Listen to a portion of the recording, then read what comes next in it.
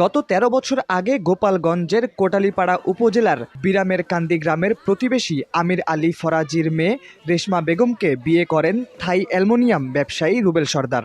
ভালো চলছিল সংসার, তবে ফাটল ধরল যখন স্বামী আসক্ত হলেন পরকীয়ায়।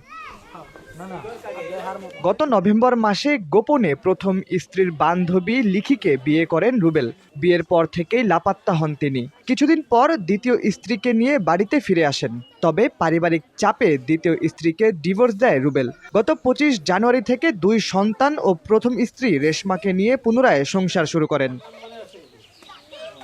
তবে সংসার শুরু হলেও ক্রোধ কমায়নি রেশমা। সোমবার রাতে রেশমা পূর্ব পরিকল্পিতভাবে রাতের খাবারের সাথে ঘুমের ওষুধ খাইয়ে অবচেতন করে ফেলেন রুবেলকে। রাত ২টার দিকে রেশমা ধারালো ব্লেড দিয়ে রুবেলের পুরুষাঙ্গ কেটে নেন। এ ঘটনার পর পালিয়ে যান রেশমা। আমার হাজবেন্ড যে আবার ওরা জড়াই ধরছে, জড়াই দিকে ভাই তোর কি হয়েছে কি হয়েছে, পরে কয় কি বাইরে আমার নাই, আমার কাটকে লইছে, আমার তাড়াতাড়ি বাঁচা, আমি বাঁচবো না। স্বজনদের অভিযোগ, ওই গৃহবধূ ছিল উচ্চবিলাসী, তার চাহিদা ছিল বেশি। মহিলা ভালো না, আর টাহার লোভী, সোনার লোভী, লোভ বেশি, স্বামীর পর মহব্বত কম। আর আসলে হলো স্বামীর পর থাকবে মহব্বত, আর হলো স্বামীর পর মহব্বত কম। আর হেল্থ সেনের টাহা, স্বর্ণ, এই আবিজুবি, হাঁস গাছ, এই যে সব কিছু এইগুলো সেন।